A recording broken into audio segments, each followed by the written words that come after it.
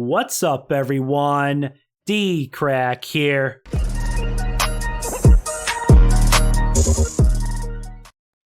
So guys, I'm not gonna lie.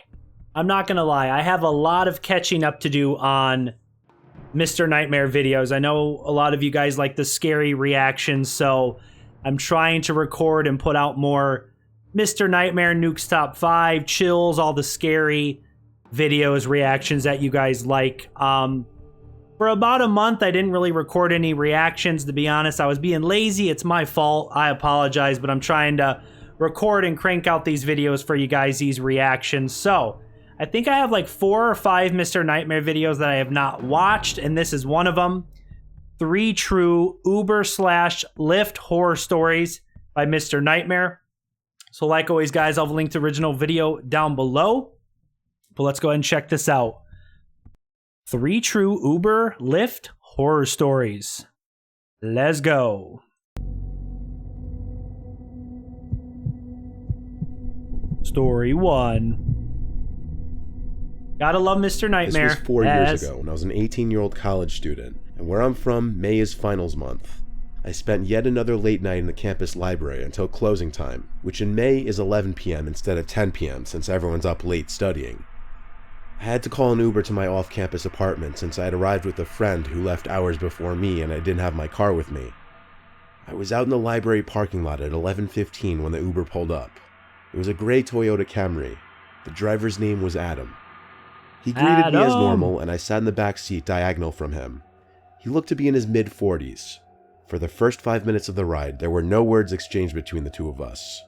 But then he started to ask me questions. His first question was if I was a student, which seemed a rather pointless question since I was just picked up from a college library. Yeah, that's a little Next, weird. He asked how my classes are going, then how old I was. I didn't like that question. I lied and said I was 23 instead of 18.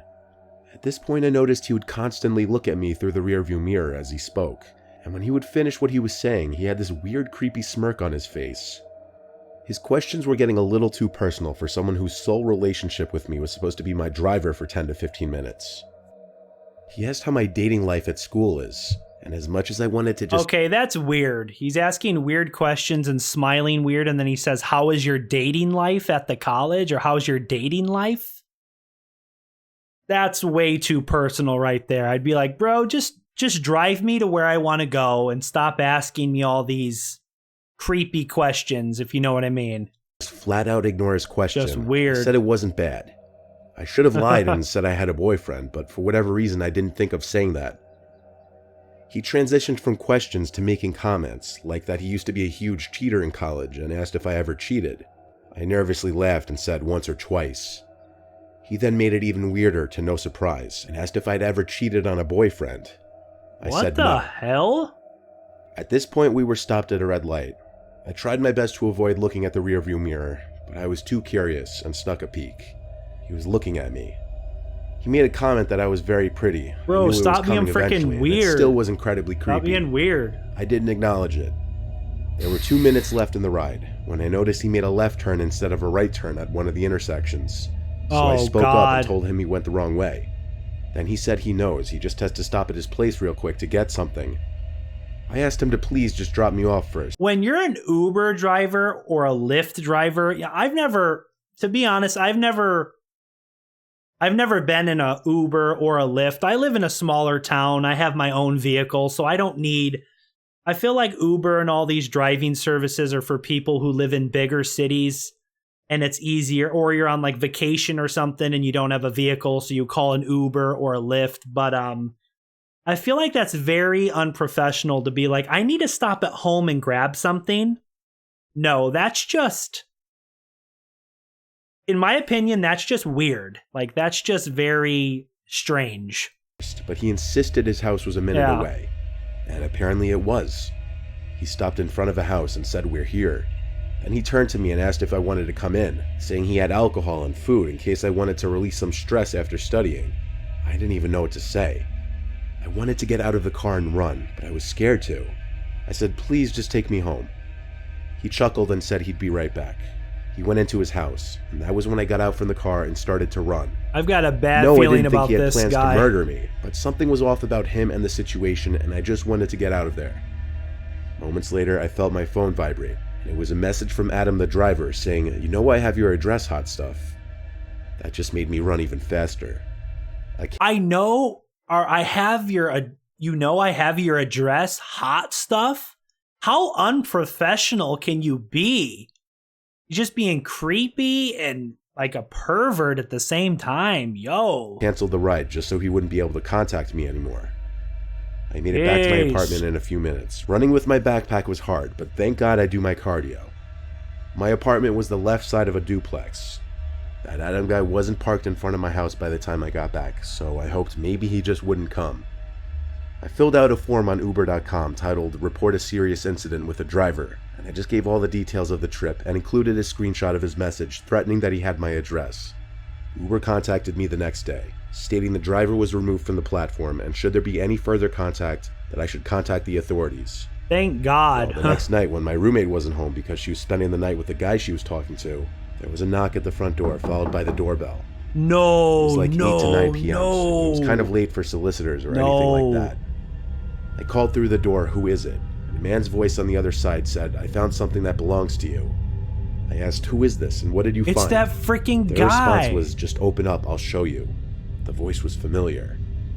I looked through the window next to the door, and I saw Adam the Uber driver hiding to the side of the door like he was pressed flat up against the wall. And he was holding something, I couldn't tell what. Probably a freaking knife. I ran for my phone to call 911, and sparing them all the details, I just begged for police to get to my apartment immediately. But by the time police arrived in front of the duplex, the knocks had long since stopped. He was gone, at least off the front porch. But I imagine he saw the police cars in front of the house because he never returned after that. There was this whole following up with the Uber report and the police now. Adam, Since you there was no idiot. proof that it was Adam at the front door, I couldn't even press charges. The semester was over anyway, the lease was up, and I moved back home for summer. I left no trace for that Adam guy to ever find me again. At least, I don't think I did. Adam, you idiot.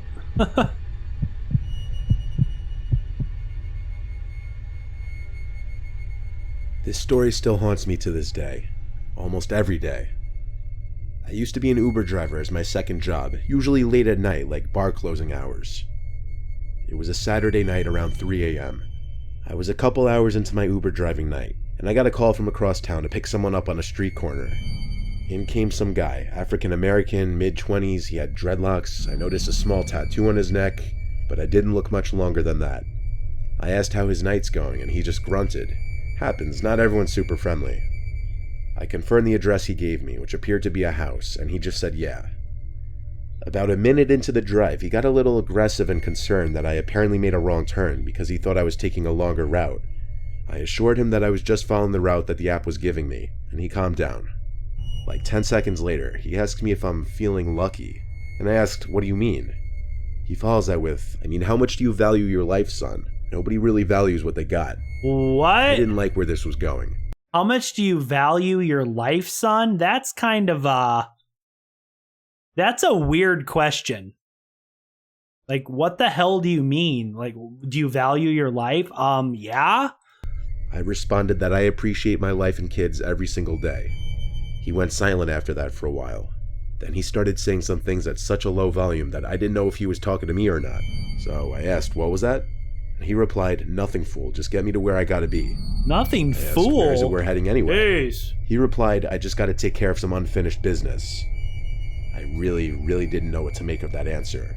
But I wasn't looking to continue that conversation or dig any deeper than I had already dug. We pulled up to some corner in a rather poverty-stricken area. Not an area I typically did any drop-offs or pickups. The guy said, "Can you wait here for me?" I froze for a second, confused. I asked, "Do you need a ride back somewhere?" He replied, "Yeah, this'll be quick. I just gotta take care of some unfinished business first." What the hell is this guy I didn't want to drive this guy doing? anywhere else, and I had a feeling whatever he was about to do in this house wasn't good, based on his unfinished business comment. I didn't want to be the getaway driver after some kind of fight or altercation, so I said, "Yeah, I'll be waiting here." But I had What if he no kills intentions of somebody? waiting. The ride was marked as complete on my end anyway. He shut the car door and approached the house, but he wasn't approaching the front door. He went to the back of the house by the backyard. I didn't stick around after that. I drove off after about 20 seconds, slowly and quietly so he wouldn't hear me taking off. I chose to end my shift that night right then and there. I was pretty sketched out. The next day, I heard something on the news that changed a part of me forever. There were 2 people shot in their home in the town I dropped that guy off the night before. No, the news report what? went on. They showed a picture of the suspected shooter, and it was the guy I dropped off at that house. Oh my God. He was apprehended fleeing the scene not too far away after neighbors reported hearing gunshots. The shooting was suspected to be gang-related. Wow. I forever blame myself for this partially, having been the one to drive someone with intentions of murdering people to his destination to commit his heinous act. But there's no way that the Uber driver would have known what his motive was or what he was planning on doing, so it's not his fault.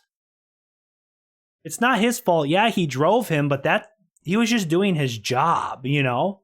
He can't blame himself for what this crazy man did on murdering 2 people, you know? That's not the Uber driver's fault. People have told me if it wasn't me, it would have been another Uber driver. Yeah, exactly. I still can't help but feel partially to blame for this and not picking up on the red flags in that car ride. Oh, man. Story 3. All right. It was a stormy night, the first thunderstorm of the year. This was after my night shift ended at 4 a.m., and I had to call a Lyft to the train station since I didn't have my car at the time. I waited outside the place I bartended at the time, under the front patio to avoid getting soaked. A car pulled down the empty street and stopped in front of the bar. I had to check the Lyft app to ensure it was the correct car, and it was. A gray Honda Civic. I got in and greeted the driver, whose name was Sahil. I attempted to get in the front seat at first, but he told me not to and to sit in the back. That was only the second time I ever tried sitting in the front. That was before I realized it was customary to sit in the back seat. I feel like sitting in the front would be weird. 10 minutes. The reason I was taking the train instead of just Ubering the whole way to my house is because I'd be saving about $40. The driver was going very slow, but there was nothing weird about that given the weather outside. I would expect anyone to drive cautiously in a torrential downpour like this one. The driver didn't take the highway route. He took us down the side roads. I wasn't concerned about missing my train though. I had plenty of time. I wasn't concerned until the driver said something under his breath and then pulled the car to the side of the road. I looked up from my phone to see why and saw a man in the pouring rain waving his hands in the air. I almost asked if he was stopping to pick him up, but I just observed. And yes, the man on the street got in the back passenger seat next to me. He was soaking wet. He kept his black hood on in the car. I scooted all the way over to the left. Guy's being I was expecting sus. the man and the driver to exchange some kind of words, but they didn't. Did they know each other? I had no idea what was going on. During the ride, I felt in the corner of my eyes the feeling of that man next to me looking at me. Maybe he was looking out my window, so I shot a quick half-second glance to him. But I was wrong. He was looking at me. On top Like, of bro, it, stop staring at me. Come on, I man. started paying more attention to the route we were taking. It wasn't the right way to the train station. I tried to sneak a peek at the driver's phone screen to see if maybe he was following some incorrect route, but he seemed to have his phone on his lap, unlike most Lyft drivers who have their phones mounted on the dashboard. I politely said, "I think we're going the wrong way." He replied something in such a low tone mixed with a thick accent that I had a hard time understanding it. By the third time You know, after watching all these Mr. Nightmare stories based on like Uber drivers and Lyft drivers, I don't think I would ever want to take an Uber. I know probably 99% of Uber drivers and Lyft drivers or taxi drivers, whatever, are probably good people just trying to make money, pay their bills, doing their job. But there's always those few crazy people out there who probably fill out an application, start driving for Uber, and then they have very evil intentions. They want to kidnap someone. You know, God knows what they want to do to the person and, you know, take them out in the middle of the woods, wherever. You're stuck in the car with a crazy person and that person's driving. How the hell are you going to get out of the vehicle if they're driving 30, 40, 50 miles an hour? You're not going to, you know, you jump out of the car, the vehicle, you're going to die or you get very badly hurt. If they lock the door, they have a gun and knife. Just sounds like a very bad situation, you know. I asked him to repeat himself. I don't know. just repeated myself and said we're going the wrong way. I confirmed this by checking the map on my phone. The driver didn't acknowledge me. I felt as though the guy next to me was inching closer every minute. He also wouldn't stop staring at me. Eventually, I asked the driver to pull over and canceled the ride. No acknowledgement. The driver was blowing stop signs, and there were no stoplights anywhere on these side roads. He doesn't even care. I didn't really have a good time to escape. He doesn't care, bro. But I knew I was about to be their victim of something. This was some kind of trap, so I decided I was going to jump out of the car when I had the chance. I waited till we were on a street with woods on one side, which was perfect for me to make my escape. The car was going probably 15 to 20 miles per hour. I opened the car and jumped out. The two men screamed stuff in a different language, I'm guessing to each other. They don't even speak English? What the hell? I think the layer of water on the street might have cushioned my fall a little bit. The car completely stopped, and I saw the man who was next to me get out. I had to get on my feet and run into the woods. I heard him chasing after me for a little bit, but there was no shot he'd find me. I heard him yell something back to the car. It sounded like it was in Russian. Then he ran back to the car and Mother Russia. I immediately called an Uber instead of a Lyft this time, and this time I was brought safely to the train station. While on the train, I went ahead and filed an online police report, and then contacted Lyft and reported the driver.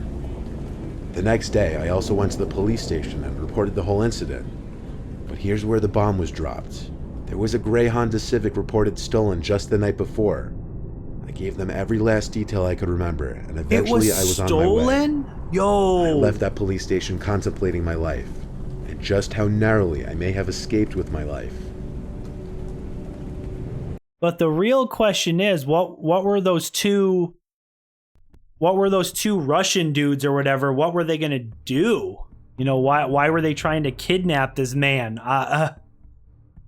Well, guys, this was 3 true Uber Lyft horror stories by Mr. Nightmare. I hope you guys enjoyed this reaction. If you did, make sure and smash the like button. If you're new to my channel, make sure and hit that subscribe button.